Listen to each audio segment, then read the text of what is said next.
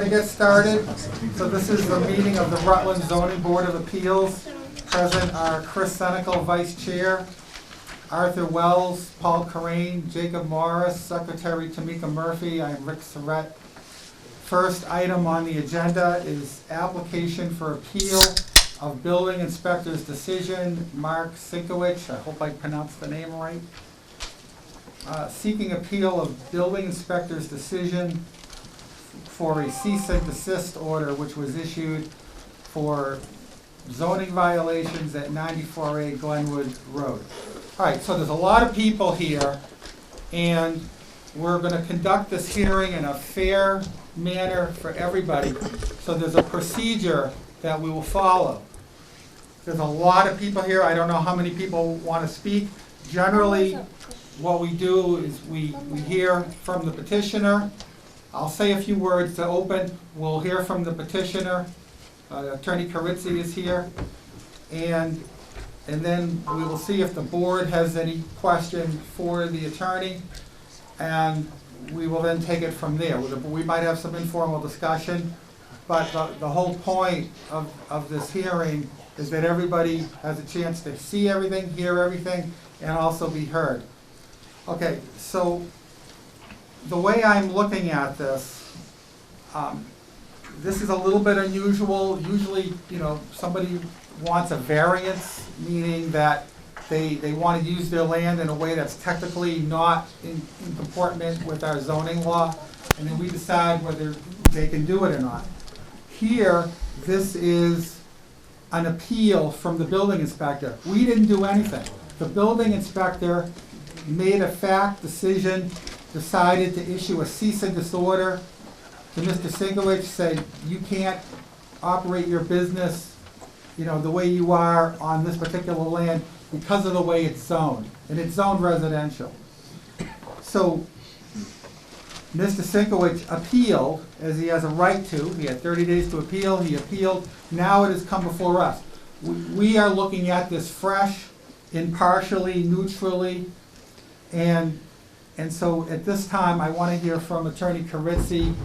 I'll just let you be heard, and then we'll take it from there. Thank you, Mr. Chair.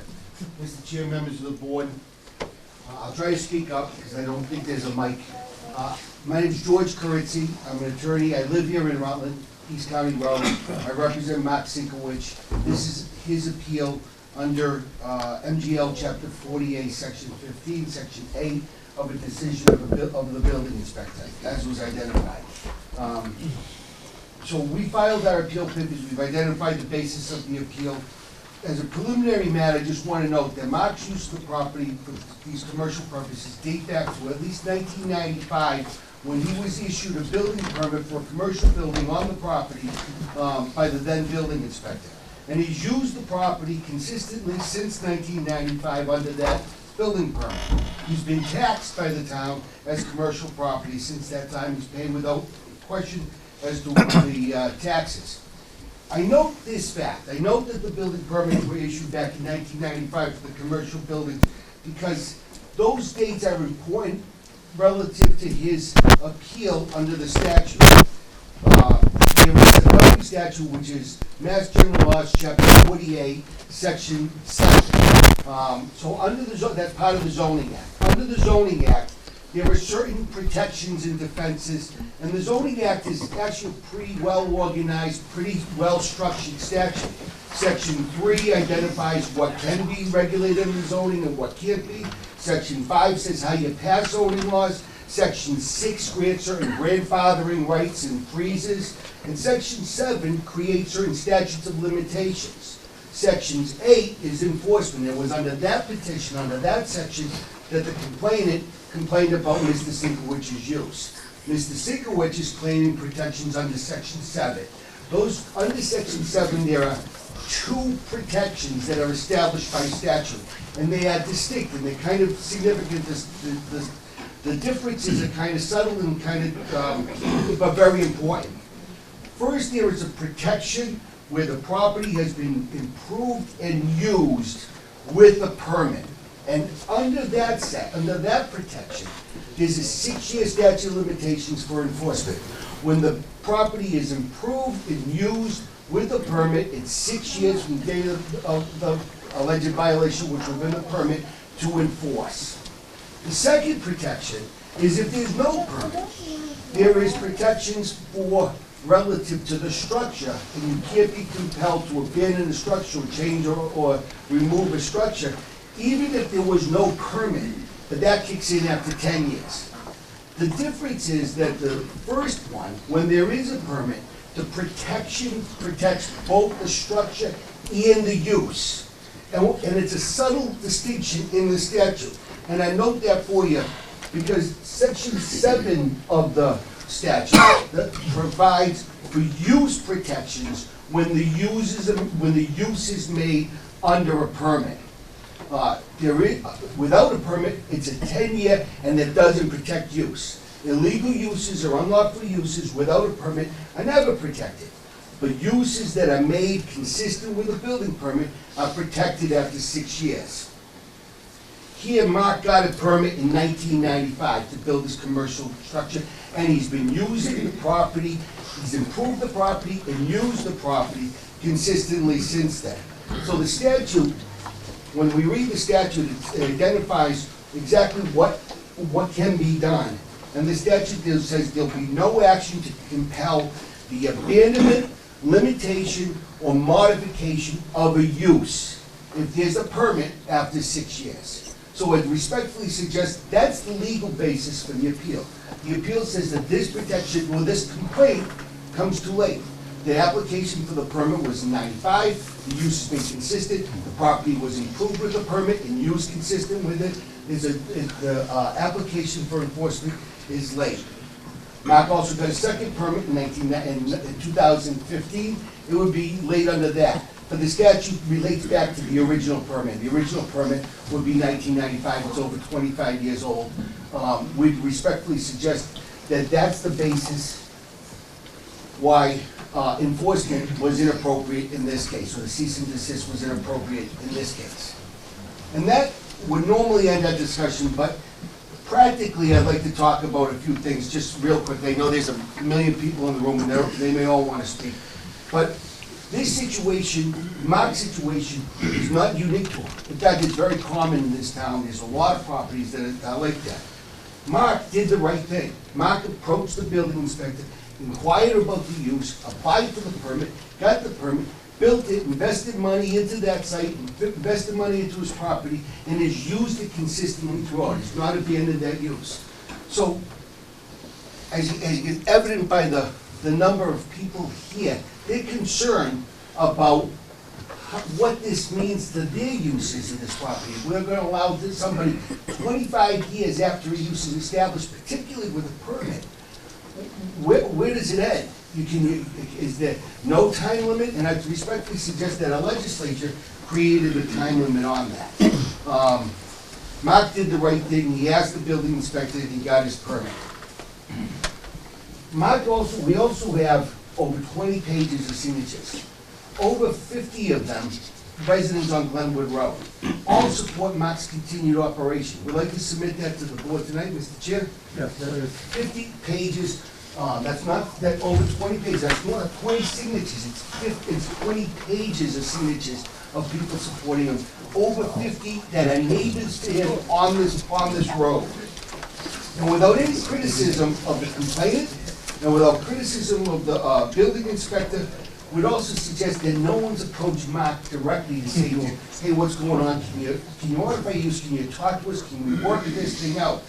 And that's when we start with an enforcement case and we're going through this appeal. That's fine. People have the rights to make the complaint and they can go through the procedure.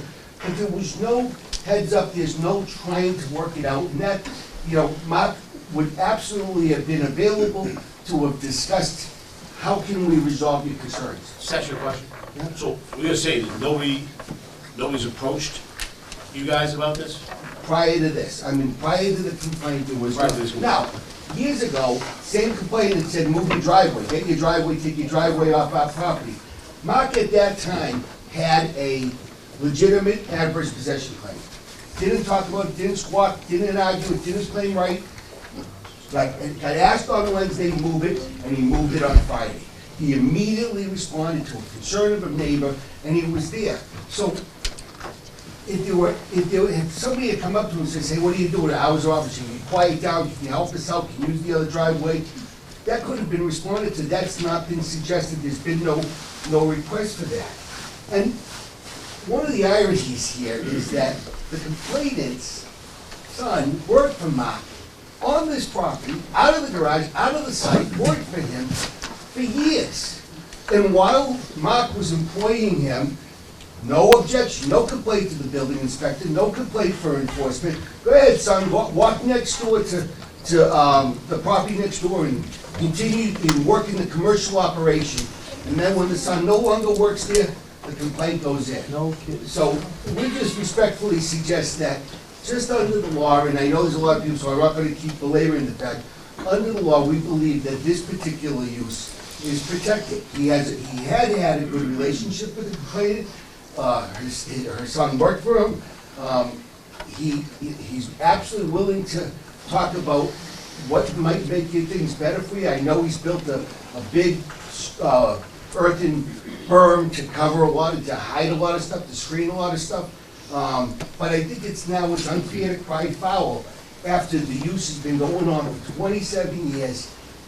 And the complainants themselves, family members, have been the very beneficiary of that activity.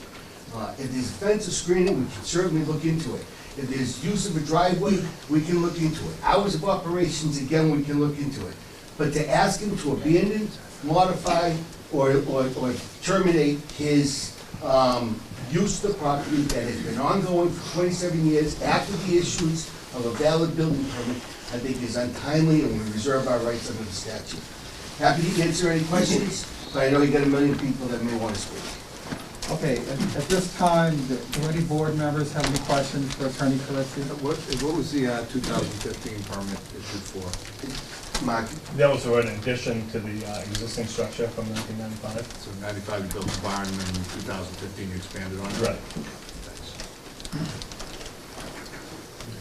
Anyone else at this time?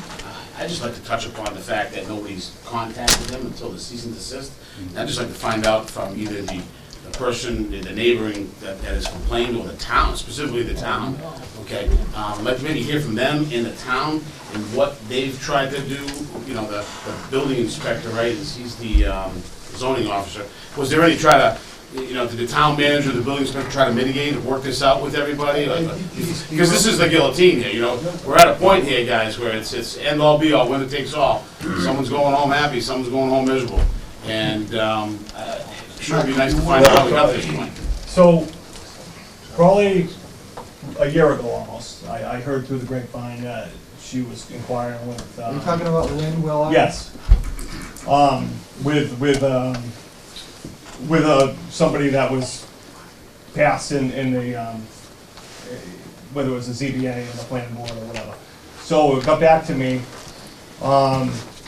You know, then I heard, you know, later on she had called the building inspector, and, you know, I didn't hear anything from the building inspector, so I approached the building inspector. And I says, hey, is there something I gotta do? He goes, no, unless it's a written complaint, I don't do anything. But if he approached me and says, hey, I got a complaint, maybe we could have started to remedy the situation. You know, what is it? Is it the noise, or is it this or that, or, you know, without knowing, you don't know. Okay, all right, so let me just say a few things. So the person who's been complaining is a woman named Lynn Willett. Are you here, present here? You're here? Okay, very good. So I have a letter from Ms. Willett. I have a character letter from the police chief of the town of Rutland in favor of Mr. Sinkowicz.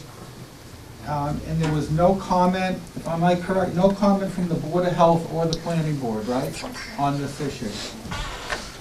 All right. Okay, so what the area is zoned R60, which means it's residential.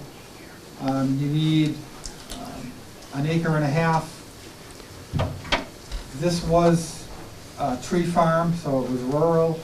And, you know, then I can't disagree too much with the history we got from Mr. Carizzi. What is clear is that just from a zoning perspective, there's this business is of the character that both the number of employees and the heavy equipment that's being used, it's not consistent with the zoning. Whether or not this statute, Mass General Law 48, by the way, is the zoning statute, and that's the statute that Attorney Carizzi is citing from. I looked at it because he put it right in his application, but you know, now that I've heard a little bit more, I probably want to look at it again. So.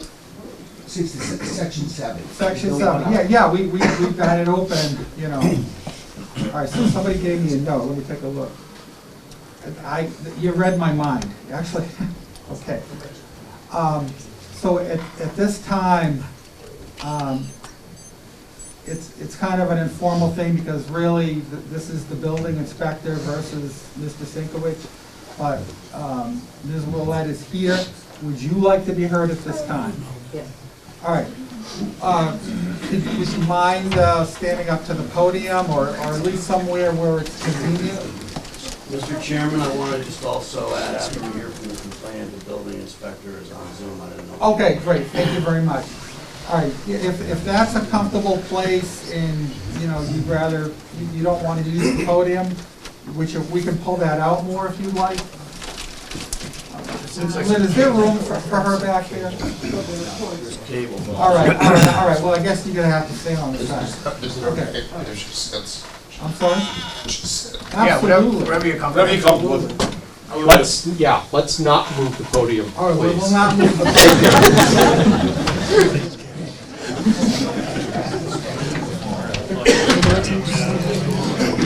Mad scientist.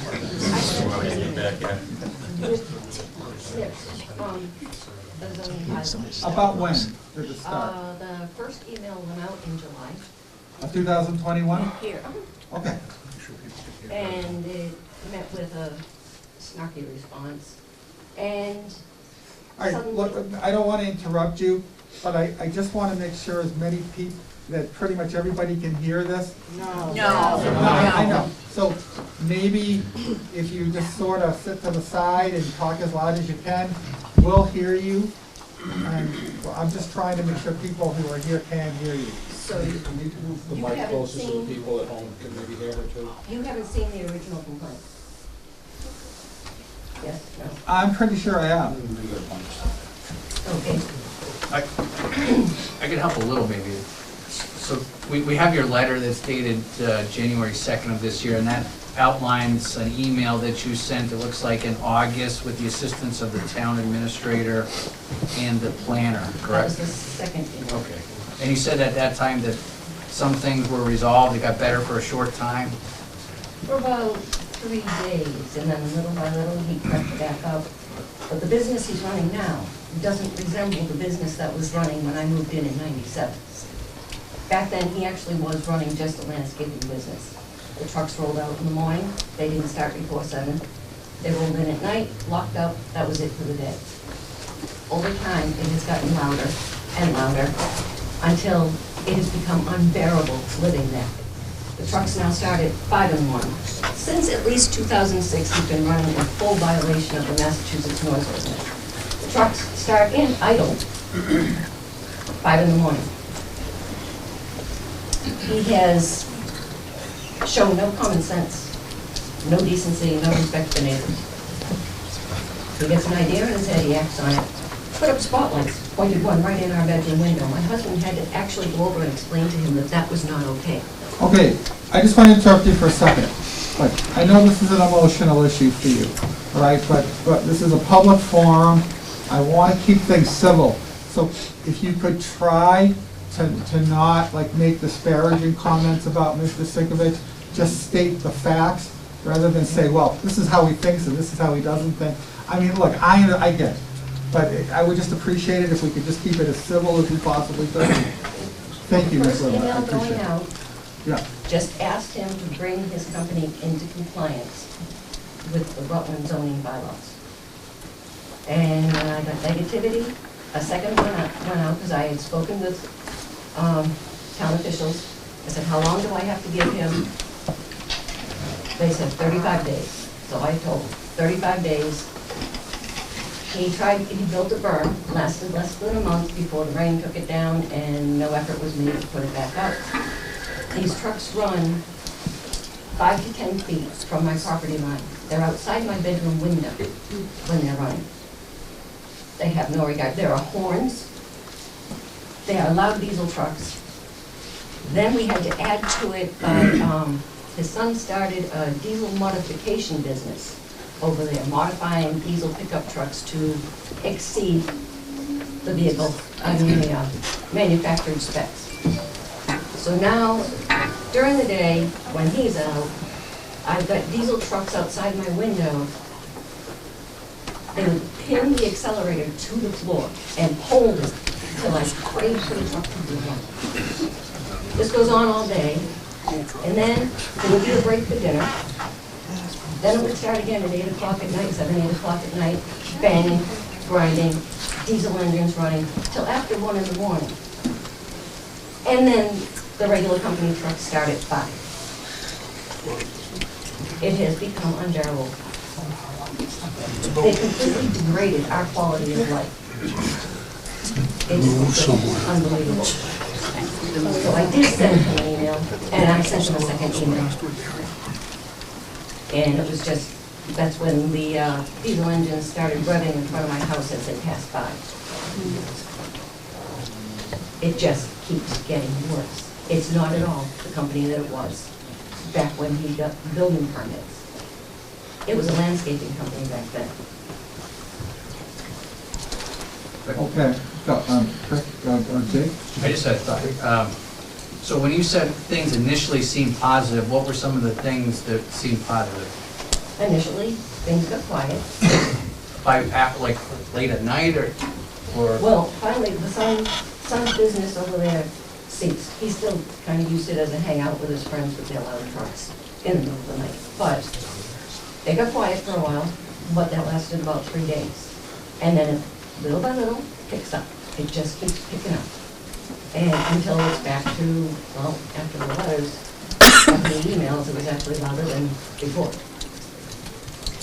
I just didn't know if 9 to 5 during the day was okay during that period of time, and they weren't doing any activity after hours or early morning or weekends, and that was okay to you. I'm just trying to figure out. A bigger problem was the steady flow of sand and gravel trucks and dump trucks in and out all day long. There's a sparse tree line that runs from the street in about 50 feet, and every time a truck comes in or exits, these clouds of dirt come through. Our cars are a mess, the house is a mess, it comes in our windows. There's just blatant disregard. It's unbelievable. It's unbelievable. You mentioned a berm. When did, That was way down, the sand and gravel plant down back. when was that actually? That was after the second email, and it lasted less than a month before the rain washed it down. He has now, since I filed a complaint, and now he's decided to build it back up.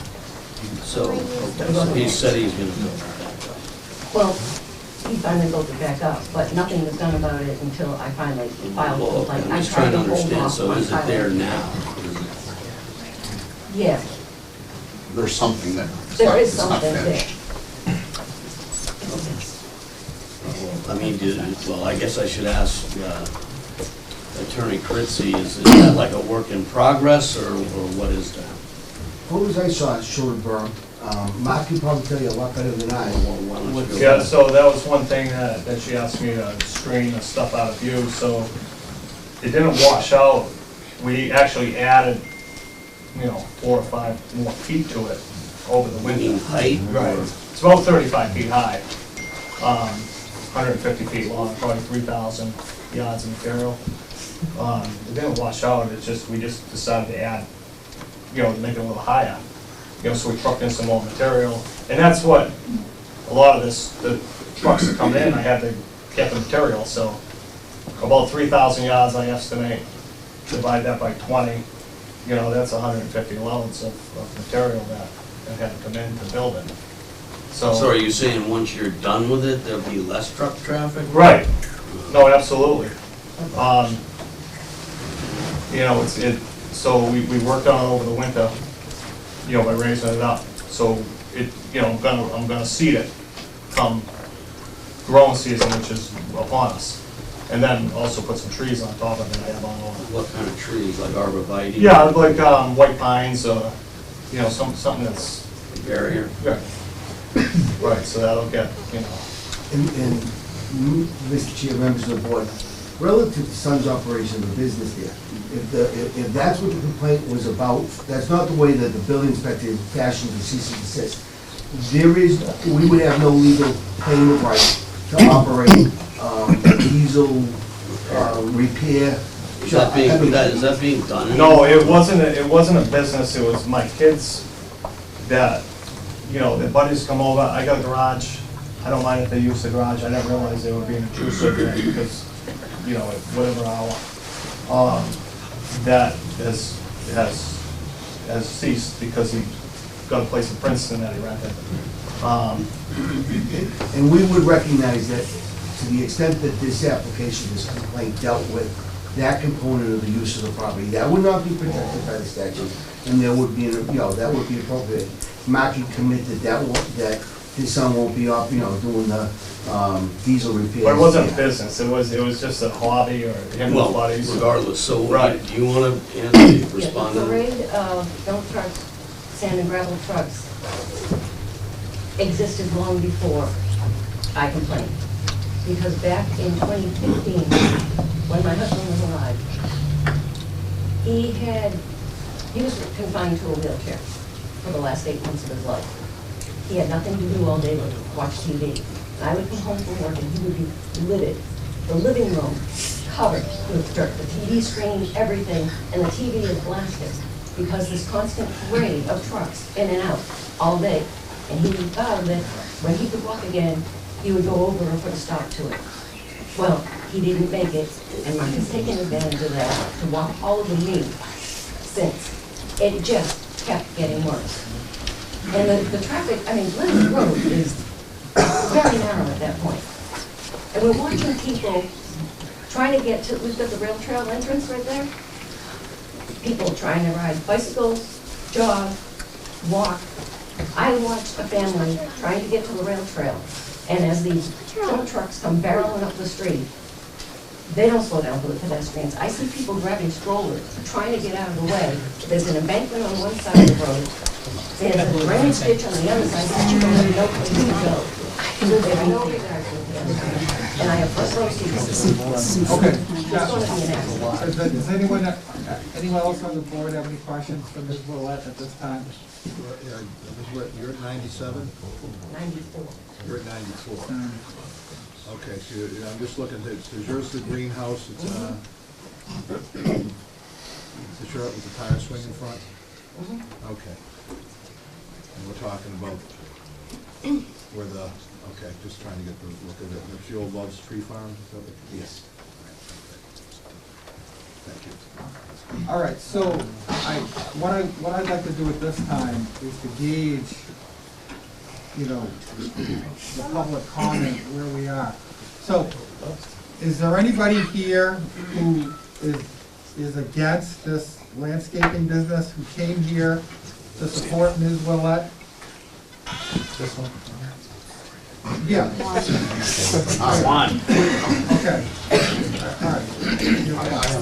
I'm not suggesting you're the only one. Are you married to Ms. Willett? You're together? Okay. I haven't heard that, so I. Okay. All right. Okay, so you prefer not? Great, thanks. I tried. Okay. And so I can safely assume that everybody else here is here to support Mark Sinkowitz and his business?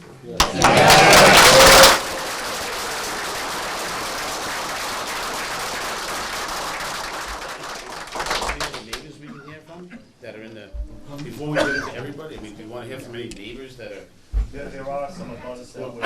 If I could ask the chairman, I don't know if it's appropriate, but I had a couple more questions for maybe just. Okay, all right, let's just finish with Ms. Willett, then we'll move on to that. Okay. Is there anything else you'd like to say at this time? Because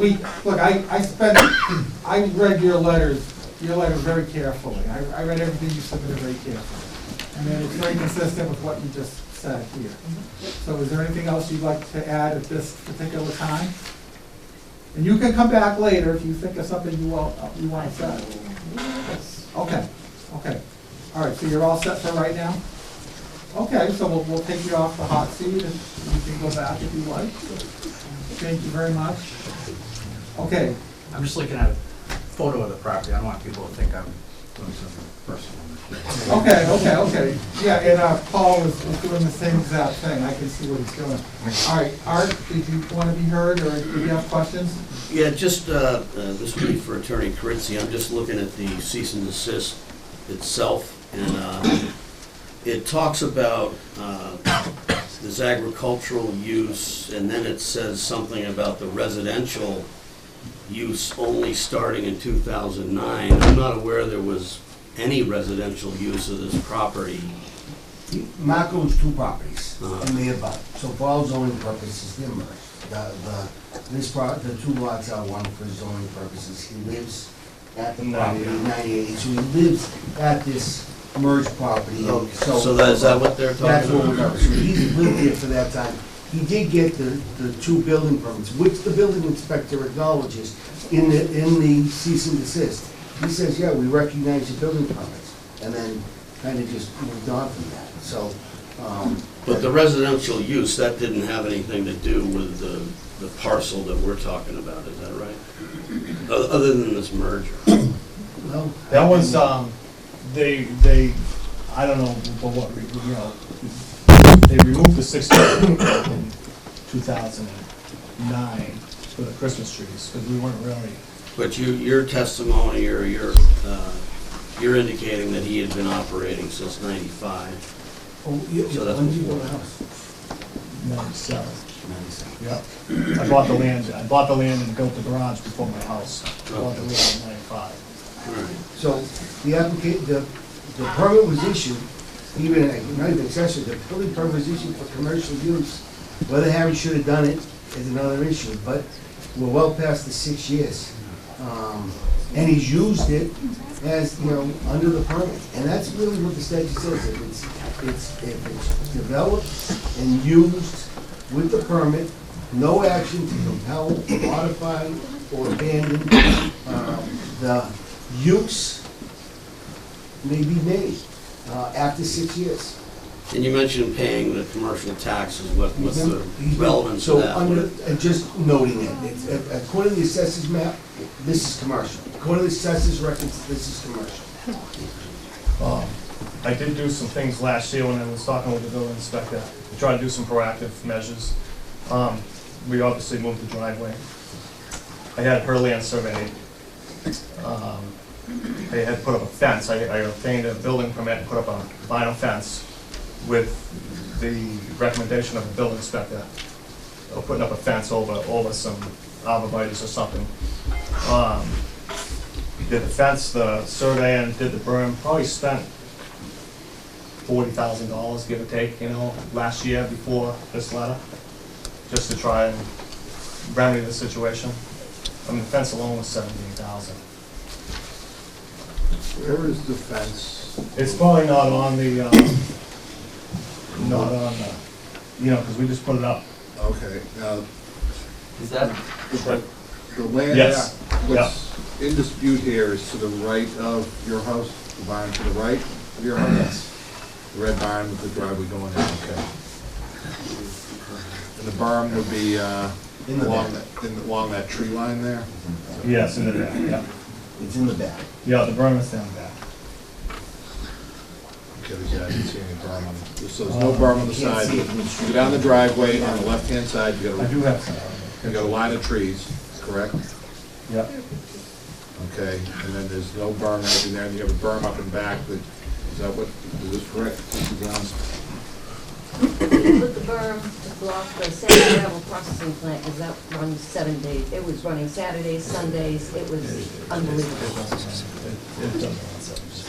But not anymore. Oh, okay, all right. All right, we'll hear, neither one of you are foreclosed from speaking.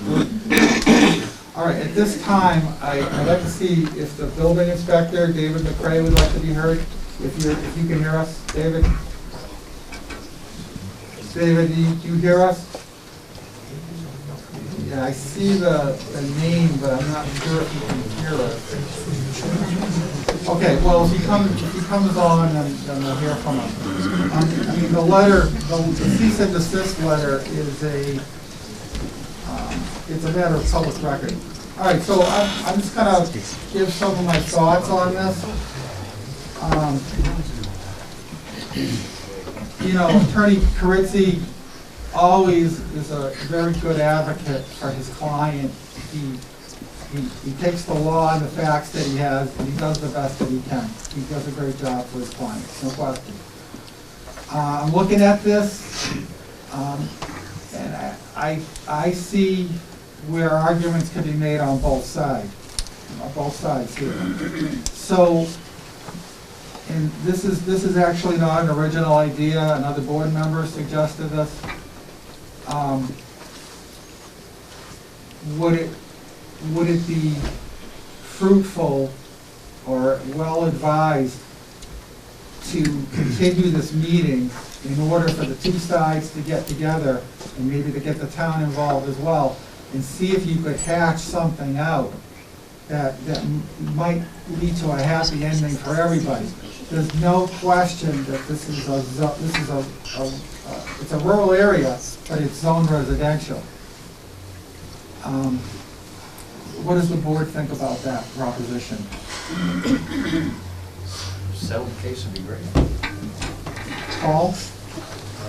Obviously, if this can be worked out between the two parties to an amicable solution, that's gonna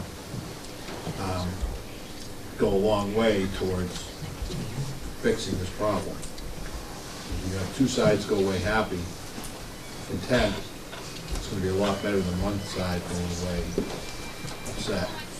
Yeah, and you know what, we're not mediators here. We have to make a decision. All right, I'm gonna hear from you in a second. Okay. One of the board members suggested that we hear from some abutters. Yes, I'm in a butter. And we will hear from some abutters, and I Thank did you. indicate to you that you would be heard. So I'm gonna hear from you, but can I just hear from this young lady here? Can you just tell me what you would have in mind? Because I'm also in a butter You're also to in a the butter. Cinque. Yes, I just All right. wanted to make sure that you weren't listening to one neighbor exclusively. Mark really Can you just hasn't. get the name and address? I'm sorry, Cheryl Vernon, 126 Glenwood Road. I am on the other side of the Cinque's, and we bought the house in 2008, so we've been there quite some time. I would just like, before you decide to put it off to another meeting, for the people who came to support Mark and say, we don't have the same experience. The description of the business was not, without being disparaging, was not accurate to my understanding and my experience living there also. The experience at the end of my driveway, which is right next to the rail trail parking lot described earlier by the complainant. I have kids. We lived on that rail trail. I abutted 2,500 feet of the rail trail on my property. I don't have that experience with the trucks barreling down the road and baby carriages being pulled out of the way. I go there, we bike, we walk it. Mostly I see teenagers barreling down that road, and not the Cinque kids, because I know them, but other teenagers in town. So it's a very narrow road, it's wrong, we should maybe look into policing it a little more, but it's not the trucks, it's not the construction vehicles, in my experience. And I've been there, I bought the house in 2008, so not new to this, but I just think that there's part of that you need to listen to more than one neighbor's description of that Okay. business in the area. If I offer a rebuttal. A rebuttal, well, not at this time, okay? Now, what we normally do is we organize these meetings, these hearings, so it's not a free-for-all. I normally have a podium set up, and I have people lined up. If everybody spoke for 2 minutes, we'd be here for hours. So what we're gonna do at this time is this young lady over here who was in a butter, I'm gonna ask her to come down to the front, and she can either stand or be seated next to the podium, and we're gonna hear from her. And then we'll decide how we're gonna handle the rest of the meeting. Ma'am, did you want to come down? Yeah, my husband and I, we can go together. Fine. So before you speak, we ask you to state your name and your address, please. Sure, Victoria, Jason, Carol, we're at 101 Glenwood Road. We are right across from Mark and Amy. And so, We moved in 2019, so we've been there a few years. We don't have any complaints whatsoever. They're great neighbors. I know he has his business there, but as far as I'm concerned, they're very respectful. There's multiple trucks, the different businesses that go up and down Glenwood Road. So to pinpoint one business is just false. So if, in my opinion, I've seen trucks go up and down the road, yes, but to pinpoint and say, oh, you're the only one speed, like that's a lie. Okay. And we don't have any Right. issues. It's all the ones going in. So- and out. So you So can't, we- you This can't. is going to be a free-for-all. No, no, no. You said something. Yeah. no, yes, please. I just want to state, you said state facts. I leave for work at 5:30 in the morning. I never have heard a truck at their location at that time. idling, Never, lights, never. nothing.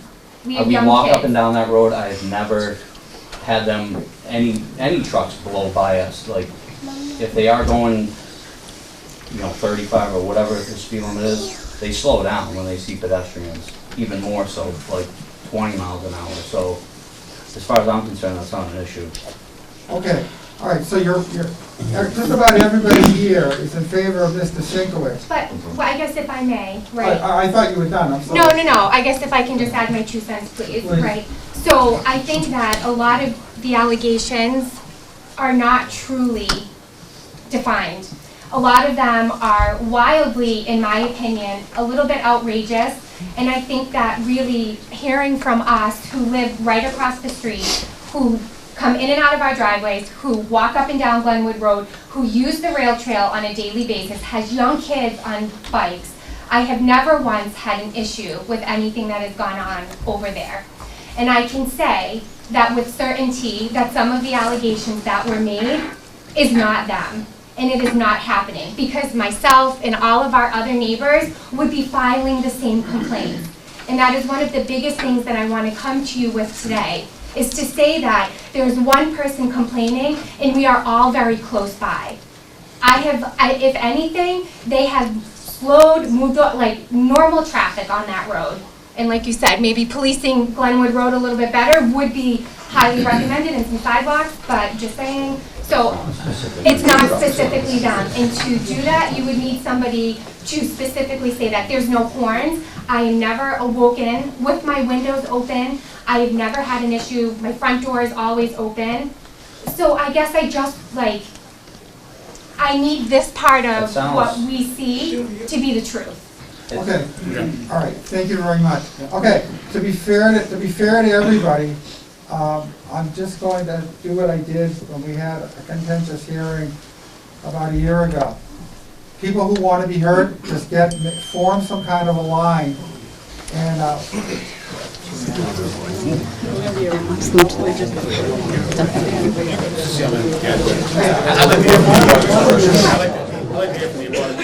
Right, I would think that that's the most important thing. Let our neighbors speak first. No shit, I'm like, thanks a lot, buddy. Tell me about it. I think all your butters should be heard first. all right, well, all right, if we could hear from the, They're here. if we could hear from the abutters first, everybody else. Yes, ma'am.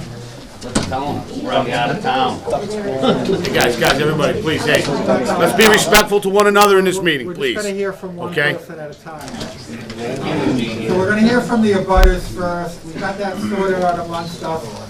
So if I could ask you to state your name and your address, and you limit yourself to 2 minutes, please. Sure. I'm Brian, it's my wife Kristen.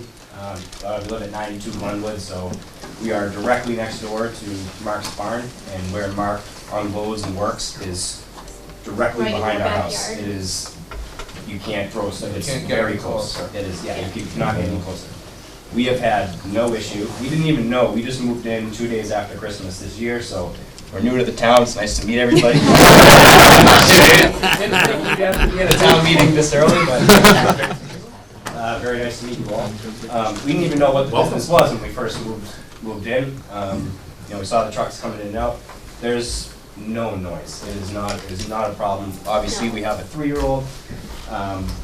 She loves the trucks. You know, we have a nephew who loves the trucks. I haven't heard a truck past maybe 3 o'clock, and that's if I hear a truck. There's larger equipment moving down the road that I noticed more throughout the day. That's none of Mark's equipment. There's just no complaints from our side. We don't have any Our house problem. is kind of physically closer to where the trucks are Unload, 'cause they come directly behind our house. than Mark her, has equipment. and like you said, and that's the whole family has been nothing but amazing to us, very welcoming. Yeah, they Came actually, over, helped Mark us in the came winter. over, Mark came over a few weeks after we moved in, asked us if we had a problem with any of the noise, and honestly, I said to him, I don't even know what you guys do. I don't hear any trucks. It's not an issue for us. Yeah. We're not up at night. We're not hearing anything super early in the morning. She's up at 5:30, 6 o'clock in the morning. I don't think I've even Nothing. noticed. I mean, our bathroom window up in our house overlooks all of the trucks in that whole yard. Nothing is ever running on lights, sound. I know we're very new to the street, but that's our experience so Yes. far. Thank you very much. You're welcome.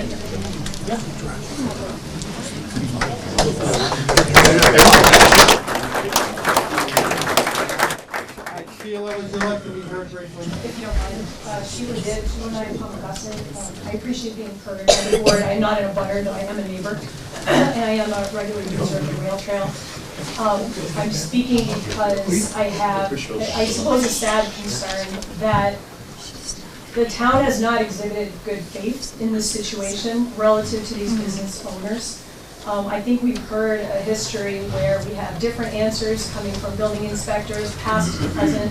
We have situations with the assessor's office and how his buildings are being assessed. We have a question of why his property was taken out of 61A. From what I just heard, he did not do that proactively. Certainly, we have other properties in town that have been under 61A and remained fallow for a couple of years and then reopen. And at the end of the day, he is currently under a cease and desist and losing money every day. I understand that we are a growing community and we might be having growing pains, and that's what this looks like. But not everyone in Rutland lives on a 1.5 acre lot.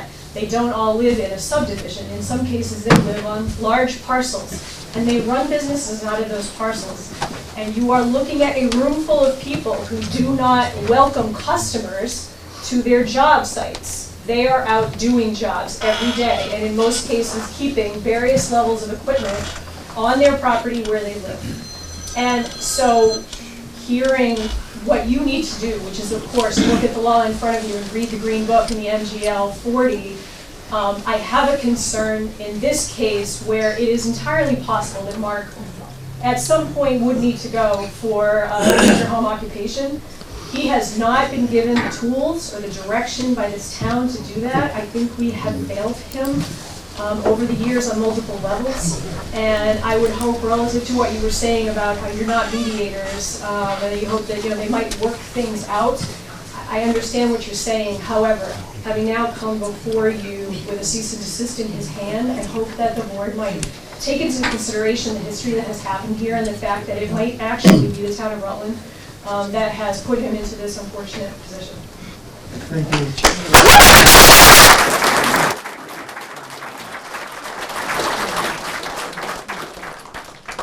I'd like to say a few words if I could. My name's Adam Perkins. I live at 8 Karen Way, Rutland, Mass. What street? 8 Karen Way. So you're not in a butter? I am not in a butter. I will not speak if you don't want me to speak. Well, Are there any more butters who haven't been heard? why don't we let this gentleman speak, but why don't you line up behind him so we know that you're next. Go ahead, sir. So I had a business, a landscape business, Green Heavy Landscaping, and I ran it from my home, and then I was in the seat right where Mark is today. And I just had one neighbor that did not like me, and it wasn't fair, it wasn't right, it wasn't fair to the town, to the selectmen to have to deal with such a case.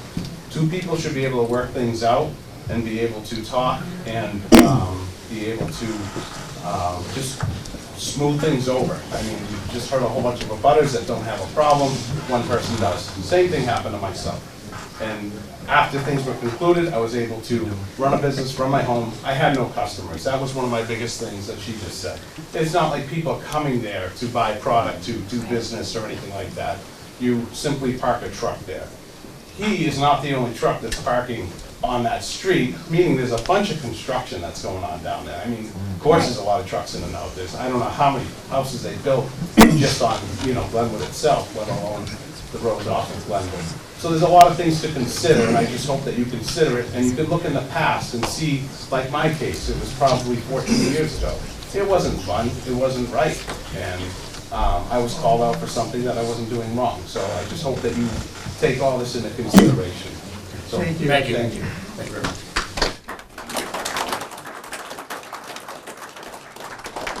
Catherine Stepp, I live at 93 Glenwood, directly across from where the bar. Absolutely no noise problem, no truck problems, no problem whatsoever. Can I ask you a And I've been question? living 20 years. What is your house like a red color? Yes, my house, And next to Bobo's. Now, is there a lot of equipment stored at your house right now? That's not my house. At my house, there's no, I live in the garage adjacent, that's another story. The neighbor down the road down the road, has equipment down there. That's not my property. Okay. I'm just the house. All No right. equipment stored in my house. Were you done? I'm done. Okay. Just saying no. Thank you. I don't see another abutter standing right there, so at this time I'd like to recognize Lyndon Nichols. Would you like to be heard, or are you just listening? I'm just observing at this point. We've had no discussions, so I don't want to make any comments. Okay, thank you. All right, are there any? All right, I'll just ask the building inspector, are you there at this time? All right, he is not. Yeah, he So should be. are there any other abutters that would like to be heard? Yeah, really, that's the guy that's He's on the screen, and that's irrelevant. I don't know, I think it's relevant. Yeah, I don't either. We don't know if the technical stuff is worth it. Should have been here. Fire.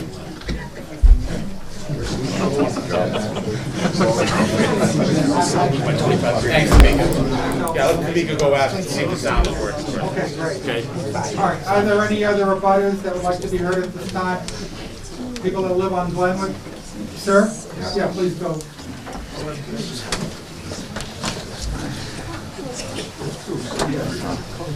Would you mind just holding up for a second until our secretary gets back, if she's taking down everything that people are saying? We're taking notes too.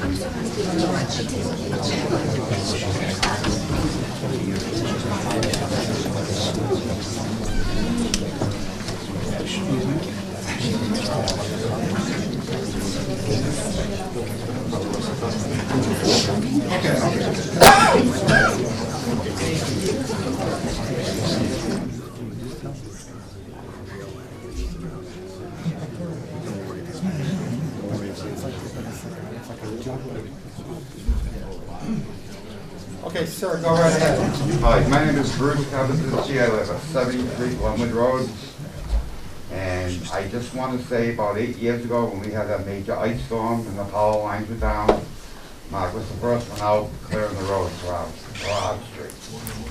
And I agree Kevin wasn't on our road. Thank you. Thank you. Thank you.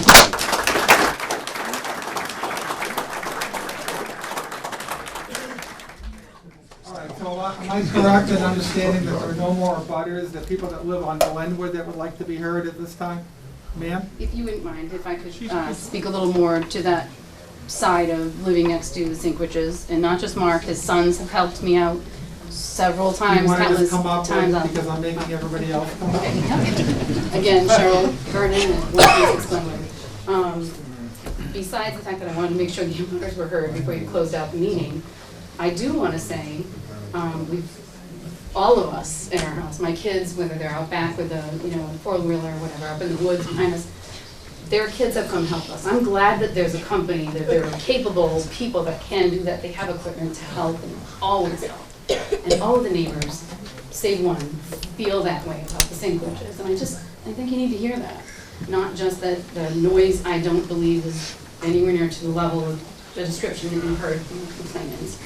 The traffic or the whatever, the crosswalk for the rail trail that is right in front of my driveway, it's right at the end of my driveway.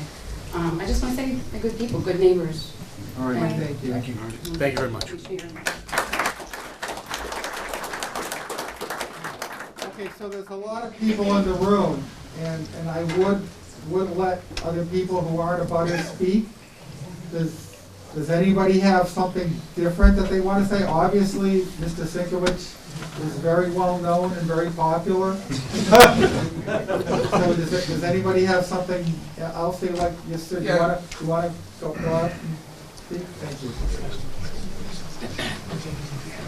you. Jake Pettis, 240 Palmer Gussit Road. I've known Mark my whole time. I've lived here since '99. The one thing that I have a concern with is the implication to the town as to where this moves from here. If this keeps marching forward as a continuing issue with Mark following what he was supposed to follow from 1993, 1995 moving forward, pulling the permits that the town said to do, following the rules that he was enforced to do, paying commercial rate, tax, and assessed as a commercial business. And then now in 2021, 2022, the brakes come on, the gloves for the town are down. And if this evolves, it's gonna implicate the town, which is gonna cost all of us money because it could lead to suit. So that's a concern. The other concern that I have is the conversations that I've had with Mark the entire time, where he said, I've gone and done the surveying to correct the property lines, because for a long time the property lines were blurred. But it wasn't just property lines that were blurred, it was an understanding of helping each other out at one point in time, where you guys coexisted at one point in time. And you guys helped each other at one point in time. And your son worked for Mark. And your son worked on his truck in his garage. And your son was there for Mark. And Mark was there for you guys at the same time. And then it fell apart. And it's sad. But measures have been made to correct what's going on. The fences have been put up. And it just needs to come to an end. So there's an emotional side, but there's also the law. And the law is really concerning. Thank you very much. Thank you very much.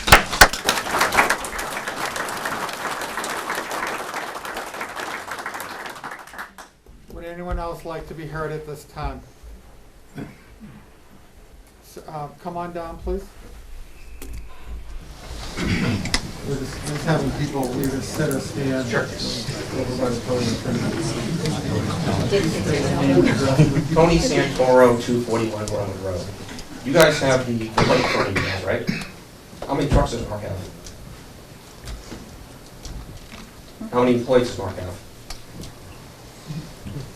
we're not here to answer your question. No, if you're gonna put a cease and desist in the guy, shouldn't you know what he has?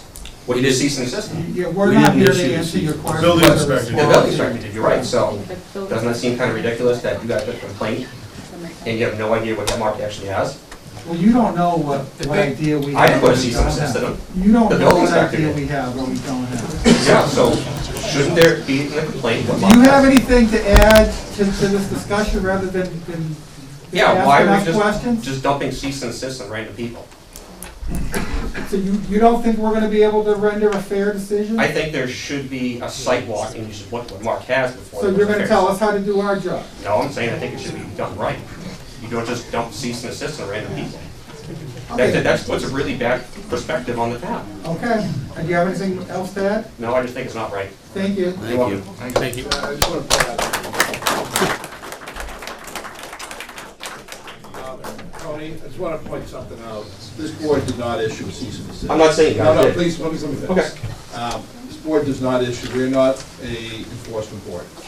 We're hearing based on a cease and desist that was issued. Okay, so we're hearing both sides, including the reason for it. And we're gonna act upon that based on the testimony we hear tonight. So just to be clear, this board does not issue cease and desist. We're not a authoritarian board where we make orders. We hear complaints on both sides and make decisions based on that. We're not the enforcement agency. Okay, is there anyone else who'd like to be heard?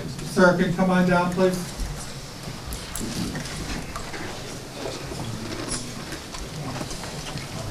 Hi, Kevin Jarvie, 80 Hillside Road. I just wanted to mention, as far as a couple things that Ms. Dibb said, was the town, going back, whenever the bylaws started, have now more than ever struggled with our own bylaws. The rules and regulations that the previous people from 15 years ago, 20 years ago, 30, 40, my grandfather was on the planning board and, you know, they might not have made all the right decisions, because now it's different. So progressively, as it moves forward, the town needs to move forward with that. And it's something that we are doing. It's something that now this comes to the forefront here tonight. We don't have enough room in our town for the proper commercial businesses to help our town thrive. So we're talking about additional zoning areas. There's new commissions that the previous town administrator implemented for business, addition to business, a business committee to help grow that, look at new zoning options. And we're also looking at a recent resident petition to improve the existing home bylaw so that you're allowed to have these businesses that are now created that are, you know, you drive from one end of the town to the other end of the town, you're gonna see 60 Mark Sinkowiches and 60, you know, Wachusett excavation companies that are in this whole town. And, you know, we're trying to fix all that right now. So in addition to your board and all the other boards that are out there, I spent some time on the Board of Assessors, so the whole 61A issue is something that I would love to dig a little more into, not that you have to, but I'd love to know why that happened. And currently I'm on the planning board, and I think that these are issues that the town, everybody here needs to know moving forward. There's gonna be an opportunity for the town to vote to make a lot of these things final for these companies. And I think that's important that everybody here knows. As, you know, again, Sheila said, it's starting here now, and I think in another, I mean, it could be 6 weeks, it could be this town meeting, it could be the one in the fall, or another one after that, that it makes sense for everybody. And the other boards go through it and they agree this is something, the select board looks at that new bylaw, and then the town votes on it, and if the turnout is here, the amount of people that are here show up at the town meeting and raise their hand, then it all kind of becomes a non-issue, and I just wanted to make sure everybody All right, I appreciate your comments. understands Thank you for your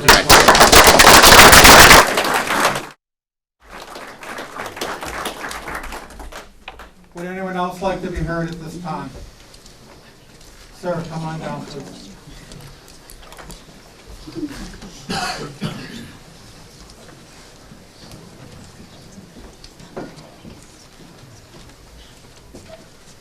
Ryan Wheeler, 206 Maple, other side of town. Now, I move heavy equipment for a living, been in millions of backyards, job sites, Mark's backyard is impeccable, impeccable, beautiful. Another thing is, I don't see how the town can lose Mark Sinkowitz. He pays tax dollars for what he earns, and the community. The community cannot lose him. He does more for this town than 98% of the people here. He does.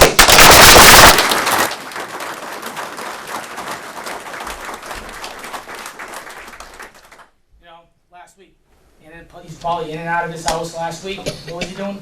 Building the baseball field. Plowing my driveway, plowing everybody's driveway that's out working.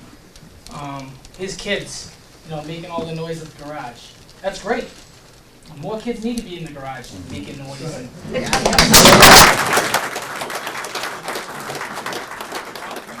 you could be uptown, hanging out, getting in trouble, smashing windows, you know, whatever.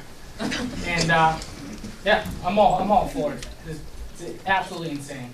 Okay, thank you very much. Thank you.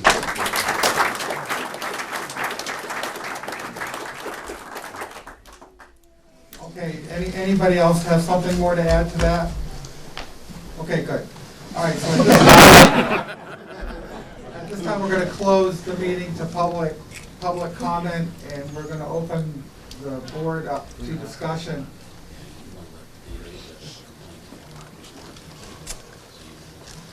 Okay. All right, before we start discussion, why don't we hear again kind of a rebuttal. Mr. Sinkowitz, do you want to go first? Sure. I mean, the trucks don't start up at 5 a.m. on a regular basis. I mean, if Gary Kelleher had a water break, we're there. I'm gonna stop the trucks and we're gonna help them out. You know, whoever's, you know, Joe or whoever it is now. But on a normal business day, they're not running at that hour. I did, you know, she mentioned something about some backup alarms, so I changed all those out for white noise, which, I don't know if you're familiar, instead of the beep, it's like a shh, you know, like a, you know, so that mitigates that noise. You know, we did the fence, we did the survey, we did the, you know, the berm, I moved some trees. I'm still currently trying to do some things. Yeah, the screener is not right there right now. That's only something we really use when we need it, or bring it in, bring it out when we need it. You know, we're coming up with a plan for the dust, which may be paving or grindings or something along those lines, you know, calcium chloride or whatever we can do to provide for that. We do have another access that we're trying to use down below. There is one trailer, and if we're heading out, I can't really take a left turn just because of the way the hill is. So we do use the upper driveway, you know, but we're trying to split it up, you know, and use the lower driveway, which is away from our house, and, you know, we're trying to do things that would help. Thank you very much. All right, Ms. Willett, I'll give you the option of either staying where you are or moving to the front, whatever you feel comfortable with. Would you like to add more to this? You've been listening for a while. You've been very quiet, so now I'll give you another chance to speak. Where the driveway is, where his buildings are, just feet out my bedroom window. If he would keep all his traffic down by his own house, because up until I sent the first email, all the traffic was up there, his house heard nothing. If he would keep all his traffic down there, he did, he created a road to his driveway, he can keep the visit, he's got 64 acres, but insists on being right on top of me. Okay, so all right, so aside from the law, you're saying that as a practical matter, he has options that would make your life a lot better. He's choosing not to use them. Okay. Town doesn't allow more than one driveway. Yeah, we can't have people speaking out of turn. Do you have anything more, Ms. Willett? If he would move the business back into all the property. Okay, he has- well, you know, he can hear every word you say, so, okay. All right. So, Mark, I spoke to Mark about that.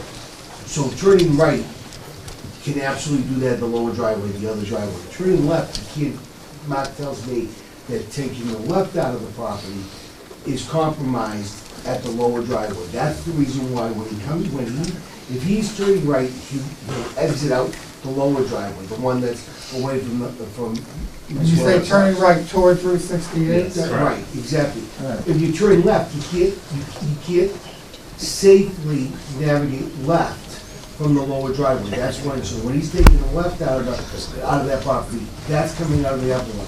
And if you make that kind of commitment for traffic flow, and let me just ask him, because I don't know the answer to this, entering, is there an issue entering? Can you enter all the time? Yeah, most of the time we do enter down. So they can enter the site. If people come over and they don't know, they come in and out.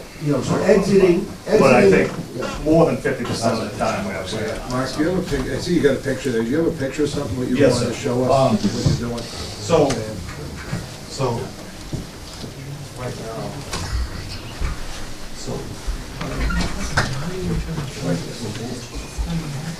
right here. This is, where's Glenwood? Right, yeah.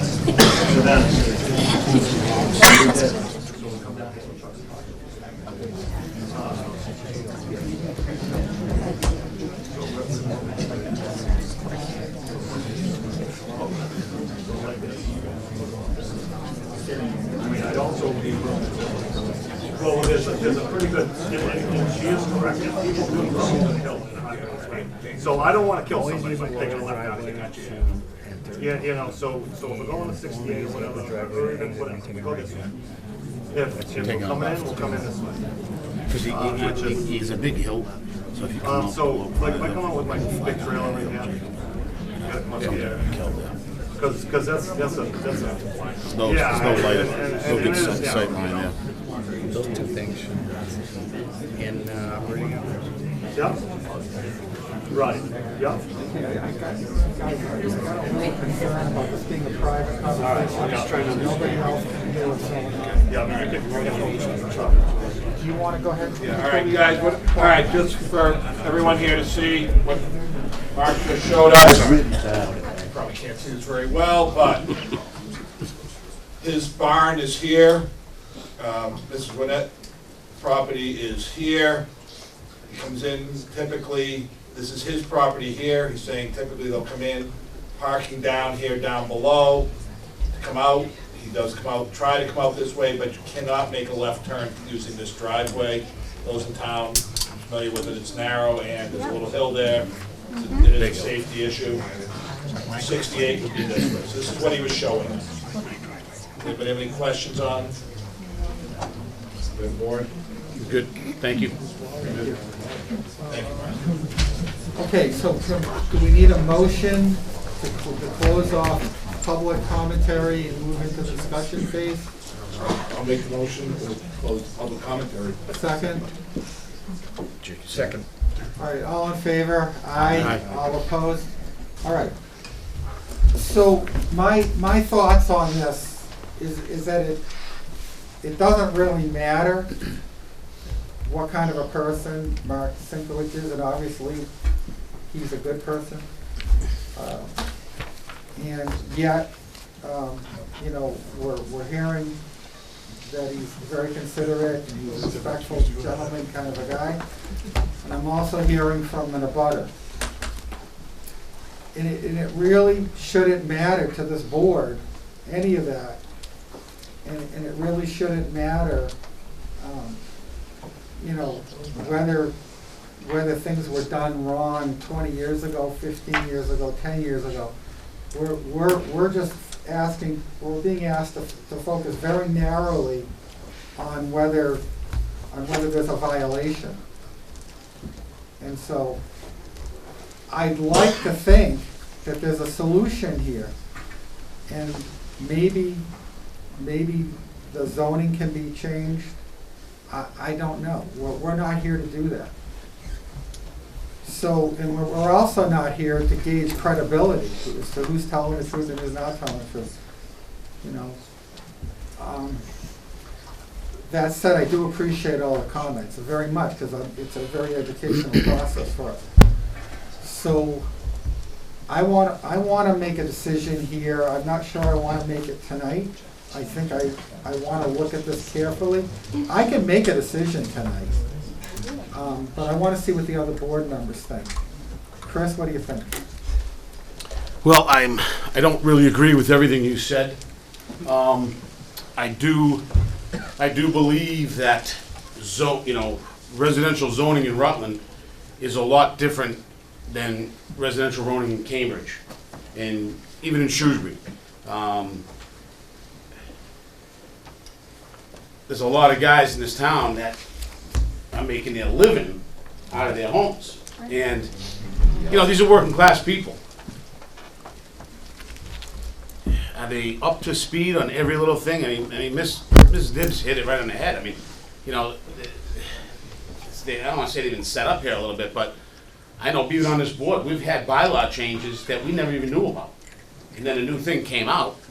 I mean, it's been dysfunctional here, all right? Over the last, I've been on this 17, you've been on it longer on the ZBA. It's been dysfunctional, the town's been dysfunctional at moments. This situation has been very dysfunctional. I mean, the way this is tried to get worked out, I mean, honestly, it's not really like the way you think Rutland. Usually Rutland, someone has a problem, people work it out. They help one another out. And that's really not the way any of this has seemed to have gone, although right now, tonight, it seems like you guys are trying to work things out, which I think is a good positive thing, because I think you both realize that someone could go home a big time loser tonight, and let's face it, you'd be pretty miserable if we do decide tonight. And I don't think anybody in this room really wants to see that, no matter what side of the fence you're on. So I do think this decision has a huge effect on the fabric of the town. It's not just about, it's about two people, but it's also about the way of life in this town. And the way the residential zoning is used in this town by the people that live here. And I think that's different, like I said, from other towns and cities in this Commonwealth. So I think, personally, I have to consider that to a degree. I live up Glenwood Road. I know of 10 businesses that are on that road. And we're not even down to Campbell Street. I can name 10 guys that work on that road. All right? Right. So, what if you boot him out, there's going to be a lot of houses for sale on Glenwood Road, I can tell you that. But with that said, they've got rights too. They've got rights too. And you would think in a town like this, that home, it's very close to where he's been running his business, but that home is 25, 30 feet from the road.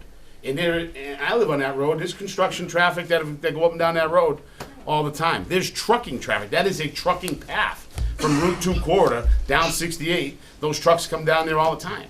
So it's not just even you guys that are in this room, the local dump truck. I see Quebec plates going through there all the time. Canada plates coming through there with loads of steel for construction jobs in central Massachusetts. I live on the road. This is something I know. No one has to tell me this.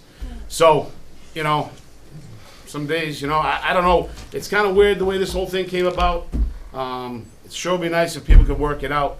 If we could come to some agreement here tonight, that we can just kind of put this to bed tonight, and something we could do right now, and be done with this, or what do you two people feel?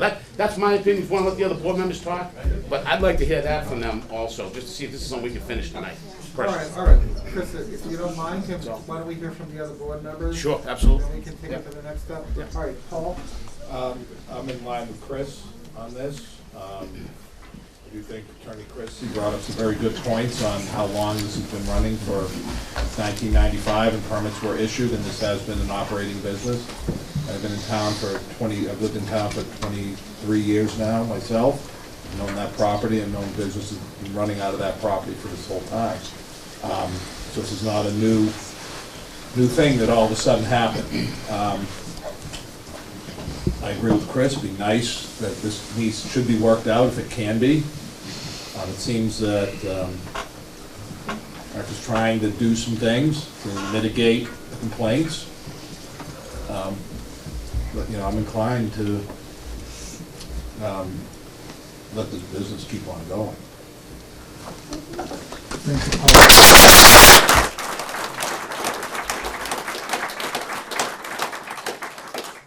Art?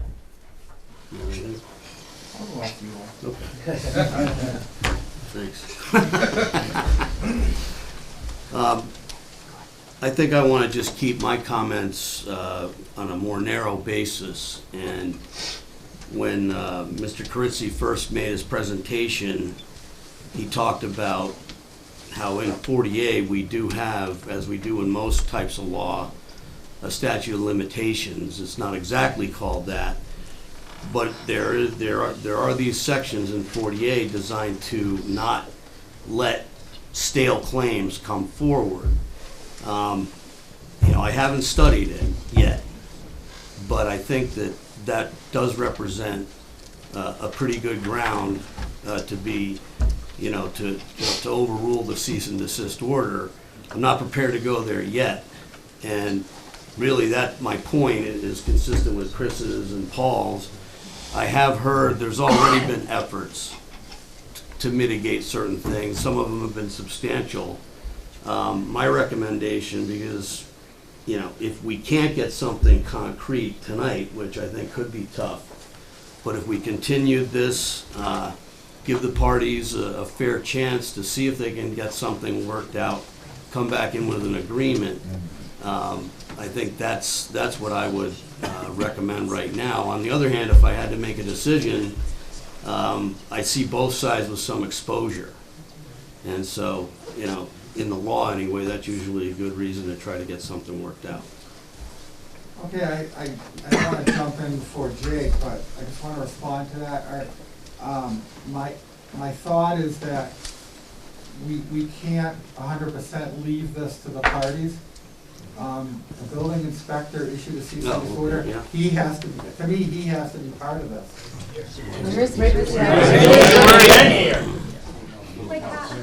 I think you're right. Excuse me, can I just, you guys are the lawyers, okay? But if these guys can agree right now, and then why can't we just, Take it back. just override that cease and desist and cancel the cease and desist? Yes. And let these guys, that still gives her the ability to do it again. We're not changing anything, we're just solving this issue right now.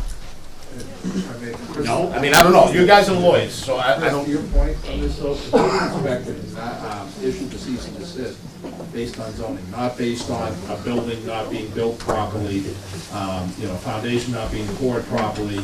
The building inspector just went off and said, oh, not zoned, cease and desist. So I don't think that it's pretty clear why he issued the cease and desist based on zoning, strictly. I don't think there's really much input that he's gonna give other than, I issued it because. I think your point's well taken, actually, just in terms of the strict technical, sort of procedural posture that we're in.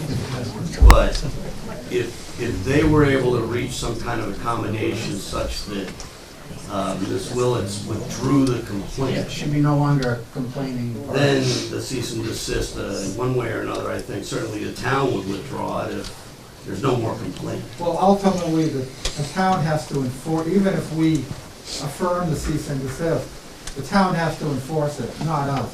So, you're right, if it all goes away and there's I'm no just saying appetite that for enforcement. sounds like a way that they're, Yeah. normally it would just be the petitioner and a butter working something out. You can't leave someone with cease and desist. This is what's happening. That's why I was saying, you allow his appeal. We don't. If we allow it and they work things out, she can still file another complaint and the building inspector can still file another. Is there another problem? I mean, I'm just trying to figure out a legal Yeah, solution. I just think the issue is larger than these two parties. But I agree. All right, Jake, I'm sorry, I apologize for jumping in, I should have let you speak, but I jumped in, but go ahead now, please. I wish that they could work it out, and I wish that we were able to tailor an order, for instance, involving the driveway being used, the lower part of the driveway all the time to enter, and the upper driveway only being used to make a right turn, and add other things with regard to not operating after a certain hour, before a certain hour, weekends, but I'm not sure that we can do that. Can you file an order of conditions? I don't know. But you know, to me, it's up or down. But that's one thing, as, like, our, you know, as lawyers, we look at this, and I look at the statute of limitations argument as well, and that's a fairly strong argument that Attorney Fritzie makes. If you agree with the underlying facts that they apply to this, and I think there's a lot of gray areas. I respectfully, you want me to read the words, exact words of the sentence? Oh, I've got it right here. If the real property has been improved and used in accordance with the terms of an original building permit, no criminal or civil action intended to compel abandonment, limitation, or modification of the use allowed by the permit or the removal, alteration, or relocation of the structure. So there is the distinction, use is protected with this, if there's a permit. In reliance upon the permit by reason of an alleged violation, unless, may be maintained unless the suit or action or proceeding is commenced and notice of the action, suit or proceeding is recorded in the registry of deeds in the district where the land lies, or in the case of register, then we don't need to care about that. The notice filed in the registry within 6 years of the commencement of the violation. She's got 6 years to do this. Yeah, see, the question in my mind is a factual question. You know, Mr. Sinkowitz started the business small and it gradually got bigger. So The use didn't change. Right.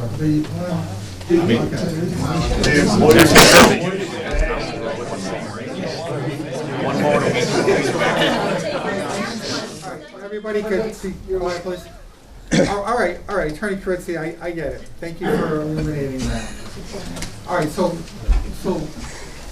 are we going to try to vote on it tonight, or do you want to continue it? And the three attorneys on the board want to study this more. Well, The two non-attorneys, not so much. What do you think, Aaron? well, I think the parties, you know, I mean, I don't know if we can just continue it. They have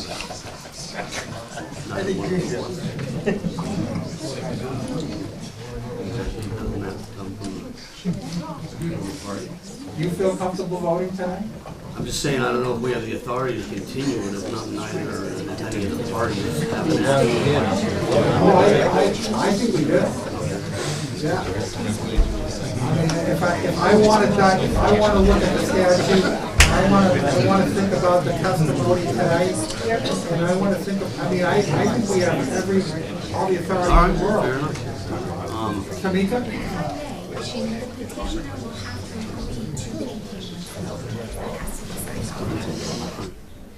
All right, but I still think we have the authority to do it, to continue this, whether they agree or not. That's my interpretation. But do you think I'm wrong? My understanding was that, at at a minimum, my understanding was what Tamika said, that, you know, whoever's come forward, you know, they either ask for a continuance and we grant it, or if we want one, they have to agree to it. So it's kind of the same thing. All right. Maybe I'll respectfully disagree with that. I don't know. I could be wrong.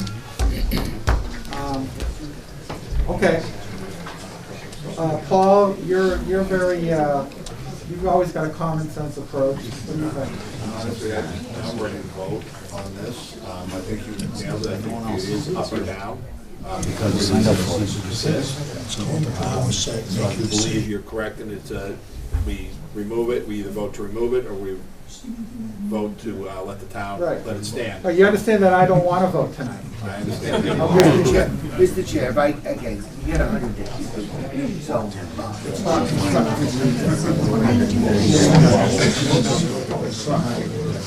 So, I love you, everybody is here, everybody's showing up, then I'd love to see how it goes. I know this is Mr. Sinkowitz for the last several months has been on pin the needles, waiting to see this, but if you need to be made comfortable, you know, make comfortable. It's not constructively, so the request for an extension, I think it's maybe if you continue to the next meeting, you know, how quickly could we do? All right, before we dig, I mean, we could get this started in early May. And we do- The guy go back to work. Go back to work. Yeah, I was just going to do that. First, I could see, we've let Attorney Carinzi speak. It's only fair to let you speak, Ms. Willett. If we can come to an agreement where we can peacefully coexist, I will withdraw the complaint. Okay. All I want him to do, only use that driveway for that vehicle that he cannot make the left-hand turn out of his own driveway. Otherwise, all traffic down there and move the business back. I know when he has to put in, retire his trucks or whatever, he has to come up to the garage. That's fine. But I don't want to have to be woken up in the morning. I think the waking up was more, you know, I don't know if that was derived from the kids, you know. We started this process, the idea that we wanted to get out. And I didn't want to shut him down. and we get to this point, we're more fun, not every, we would like to offer that. I sent him emails because I didn't want to shut him down. I didn't want to push it that point. But some, Attorney Carinzi has an idea. Yeah, Attorney. You know, there may very well be a path to peace, which is great. And it's all still within the authority of the board, and it's all still within the timeframes of the statute. Continue this out to a meeting sometime either later in the month or middle of, next month. I think we can come to an agreement. If we do that, you and Mark will have a relationship in contract.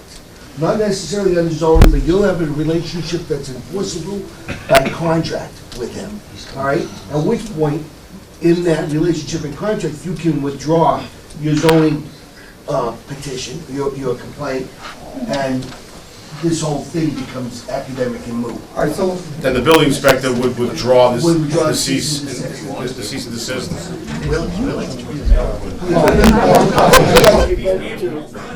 all right, Well, we Paul would continue like it to see hear if he it? did. Oh, okay, no, if you're done, I just follow up. Oh, sorry. What if we were able to put a temporary stay on the cease and desist for 30, 60 days or something and then have them, in that time, if they're able to meet their agreement, she can withdraw, but he's able to start operating right away. And in good faith, this is, we'll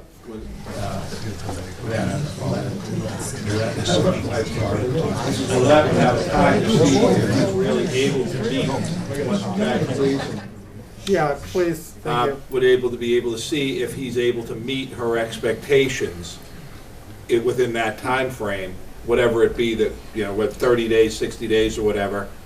Then she can withdraw it if he's meeting her expectations, and hopefully it goes away and everybody's happy, but he's able to run his business. She's able to see that it is running in a amicable way, and everyone leaves the table happy. While they're working out a contract with Attorney Carinzi. Yeah, so we're putting a temporary stay on this, Well, not a forever. I don't know if we can, go ahead. Can I throw out a suggestion? All right, so I'm looking at the statute, and to me, it's a little gray. So if Ms. Willett thinks that she can reach an agreement with Mr. Sinkovich, then I'm prepared to vote to allow the appeal, as long as she is comfortable with it. I'm willing to do that tonight. So I don't know what the other board members think about that. I'd like to see him back in business tomorrow morning.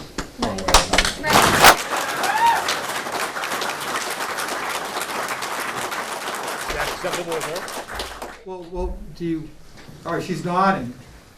So Mr. Sinkovich seems like a reasonable person. All right, so if you, because we don't have any control over what the building inspector does. But I'm a little uncomfortable with the language here, and I don't want to run over anybody's rights, but you're helping me come to a legal conclusion here. I mean, she said, yeah, if I may, you've said that the items, are those the items, ma'am, that would, suffice to an agreement here tonight? That the trucks going out the lower entrance, except for that one truck, keeping the equipment down back and just using the garage for maintenance needs? Excuse me, guys, hey, please, I'm trying to talk to somebody. So, those are the 3 or 4 issues, and if we can agree in principle tonight, and then we can draft something up, so we can vote on this tonight? Quiet weekends.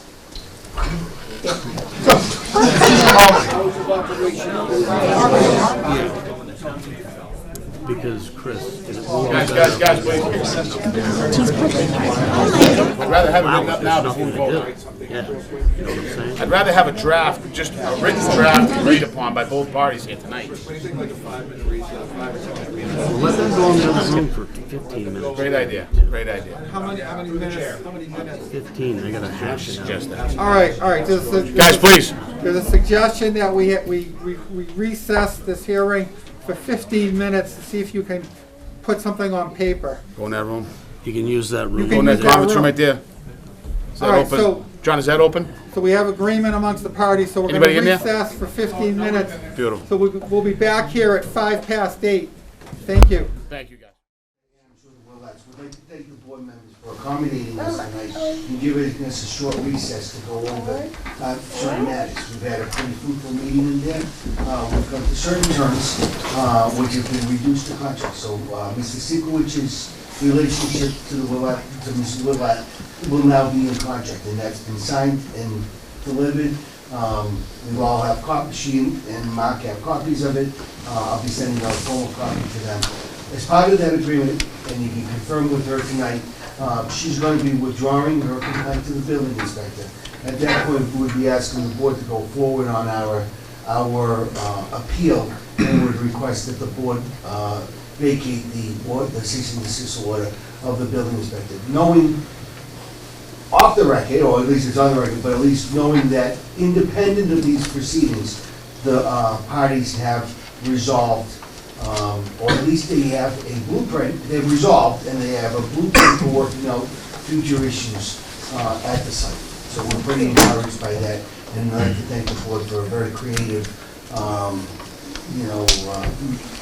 management of this situation. Thank you, Attorney Carriffy. I'd just like to hear from them. Yes. You guys are fine, I mean, just want to hear from you guys that everything's good and you're in agreement with this contract? Do I have to do anything? Do I have to contact Dave McCray to withdraw? I think she can just do it here tonight, right? She probably should though, right? You can do it here tonight on the record. It certainly wouldn't hurt for you to contact them directly. That would be my recommendation for you to do that, Chris.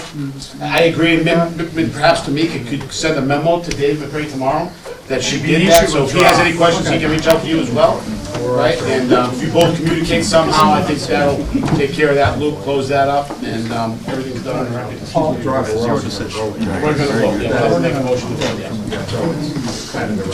Right.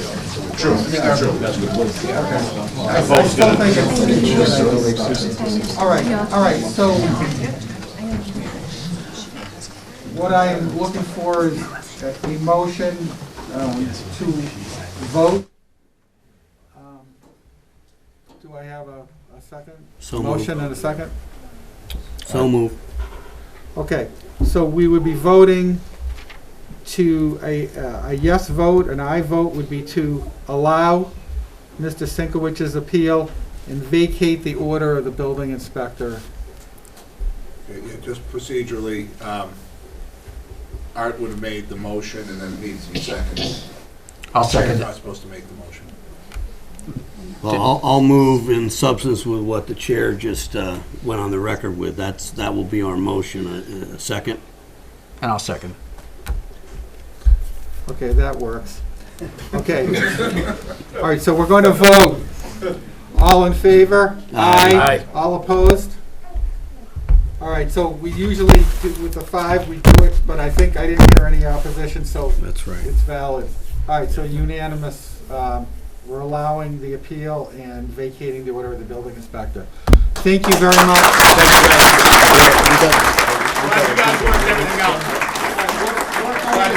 glad everybody's happy and you guys have worked things out. Ultimately, at the end of the day, that's one of the most important things here. All right, we're still gonna conduct some business, so if you're welcome to stay, but if you don't wanna listen to us, please, you can go out. Have a good night. Thank you. Okay, so the next order of business is the minutes. You don't want to hear the vote on the minutes? What's wrong with you? I'm thirsty. I'll make a motion to accept the minutes as they were prepared. Second. All in favor? Aye. All opposed?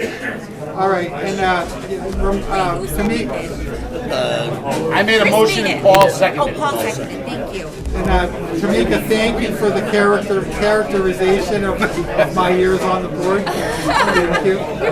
I wouldn't have said it, but you did. All right, is there any other? Thank you. Thank you. Is there any other business we have to, any other correspondence or business?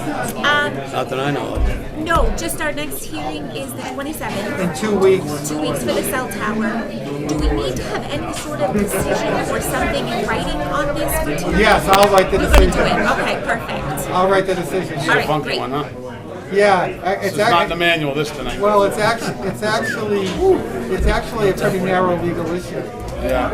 Yeah, I'll throw in the factual basis for it.